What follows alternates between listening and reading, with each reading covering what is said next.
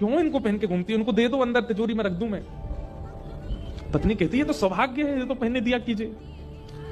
महाराज कहते कहते 6 महीना हो गए, रोज टोकते। अब तो ये स्थिति में आ गए कि पत्नी के हाथ का भोजन नहीं करते थे।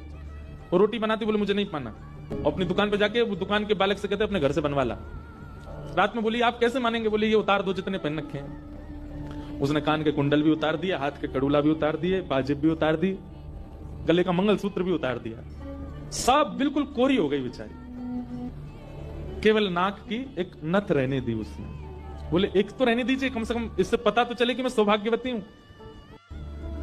तो कभी कभी ठाकुर जी पूरे संसारियों पे भी ठाकुर जी रीझ जाते हैं।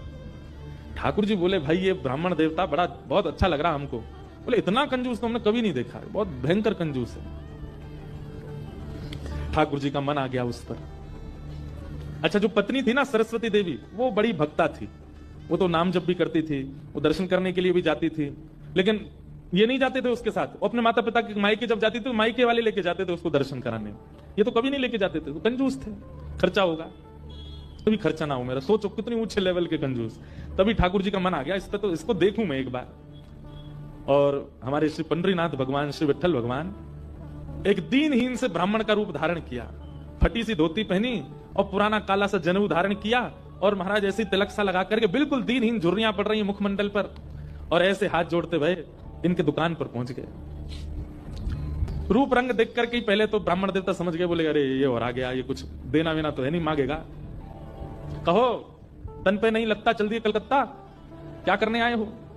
ठाकुर जी बोले बहुत गरीब ब्राह्मण हूं मैं, मेरी बेटी का ब्याह होने वाला है, अपनी पुत्री का ब्याह करना है मुझे, और मुझे ब्याह के लिए थोड़ी व्यवस्था चाहिए धन की। आप तो बहुत बड़े धनवान सेठ हैं, कृपा कर दीजिए ना, कुछ दे दीजिए मुझको, मैं अपनी बेटी का ब्याह कर दूंगा और थोड़ा ठीक हो जाएगा। या तो धन दे दीजिए, नहीं तो कुछ सामान दे दीजिए, सामग्री दे दीजिए, मैं उसी से कुछ ना कुछ तो व्यवस्था करूं।